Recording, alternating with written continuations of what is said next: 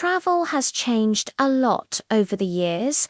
Back in the day, it was much more difficult to get around, and there were few of the conveniences that we rely on today.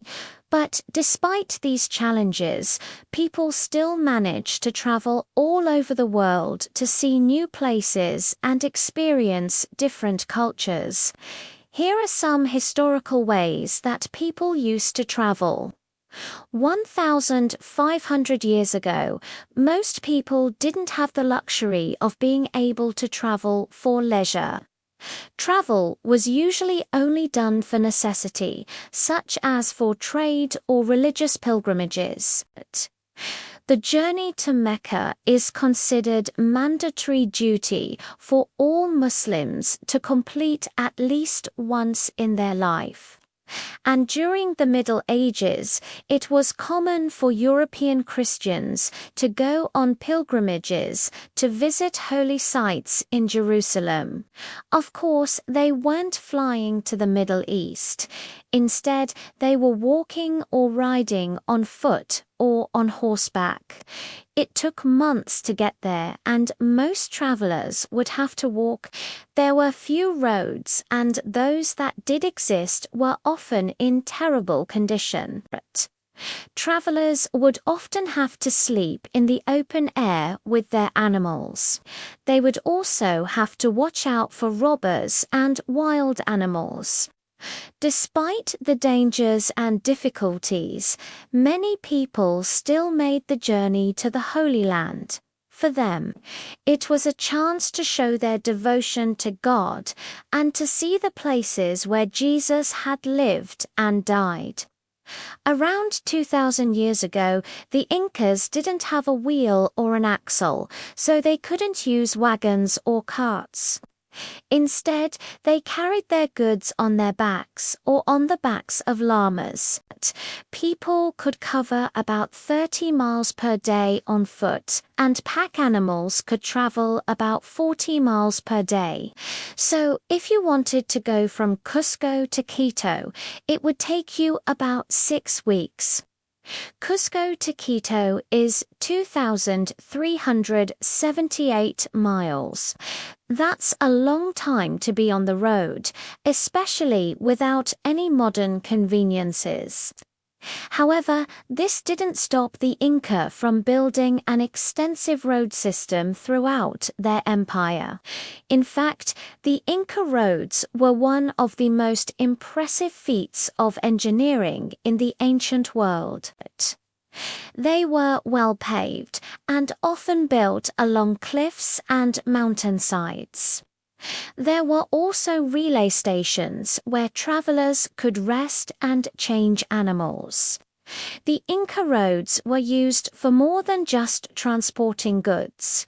They were also used for military purposes and to connect the empire. Soldiers could quickly move around the empire to put down rebellions or defend against invaders. The Inca also used their roads to communicate with each other. There were runners who would travel up and down the roads, delivering messages.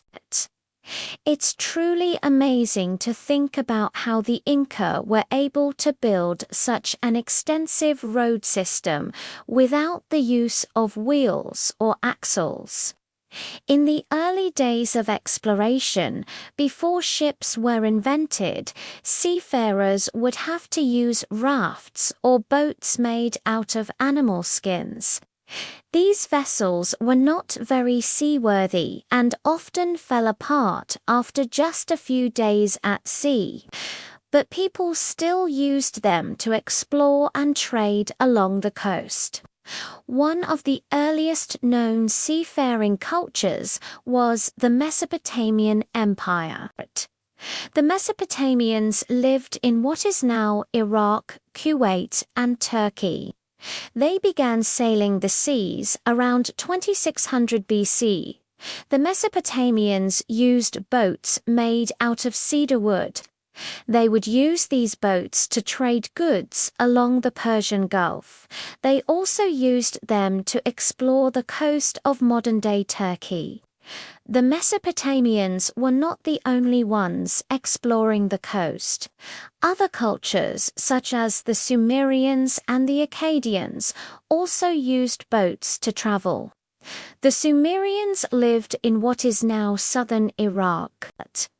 They began sailing the seas around 2500 BC. The Sumerians used boats made out of reed. They would use these boats to trade goods along the Persian Gulf. They also used them to explore the coast of modern-day Iran. The Akkadians lived in what is now northern Iraq. They began sailing the seas around 2300 BC. The Akkadians used boats made out of cedar wood.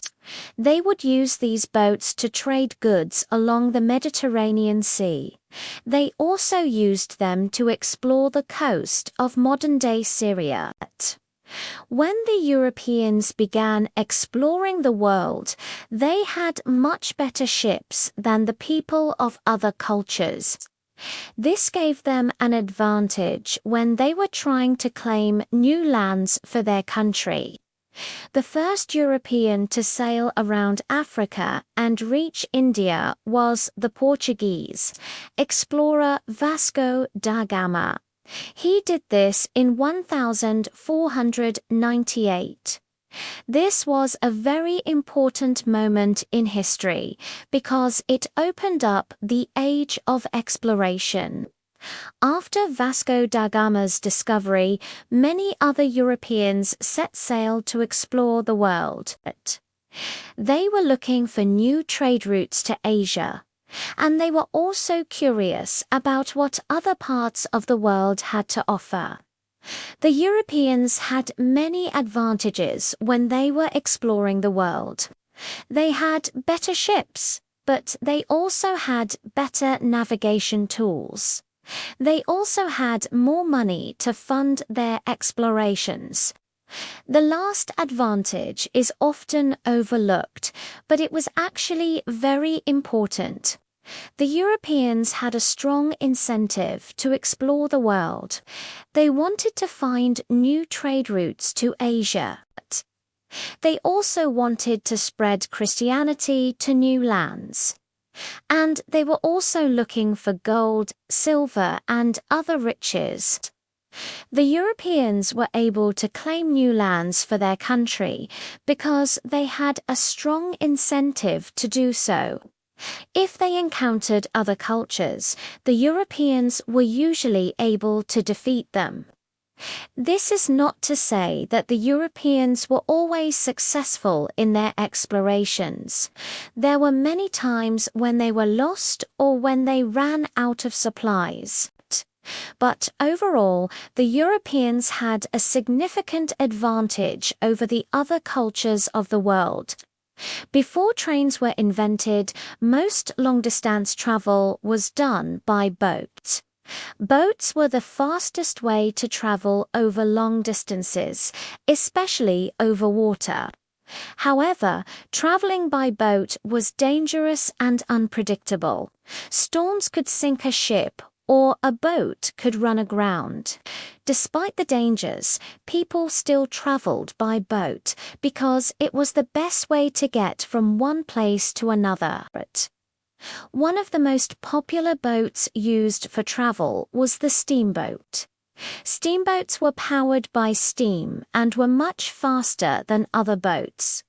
This made them very popular for travel. The first steamboat was invented in 1807 by an American inventor named Robert Fulton. Steamboats were used for both passenger and freight traffic. They were especially popular on rivers and canals. Trains were first used in the early 1800s, and they quickly became the most popular way to travel.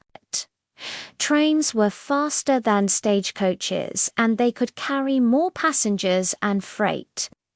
The first passenger train was pulled by a stationary engine, and it traveled at a speed of around 15 miles per hour. By the mid-1800s, trains were powered by steam engines, and they were able to travel much faster.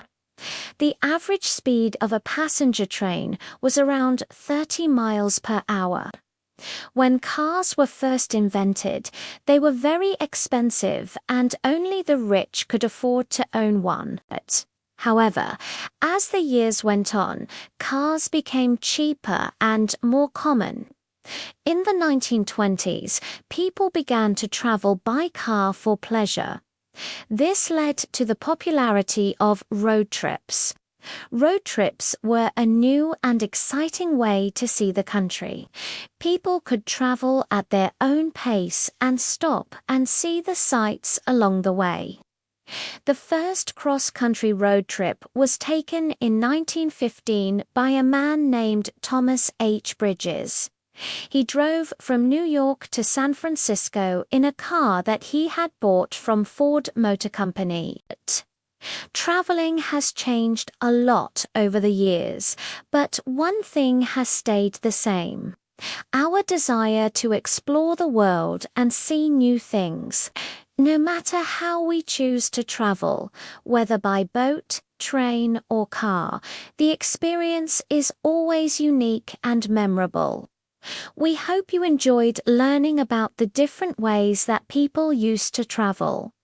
Do you have any stories of your own about traveling? Share them with us in the comments below. And if you enjoyed this video, please be sure to like and subscribe so you never miss an upload. Thanks for watching.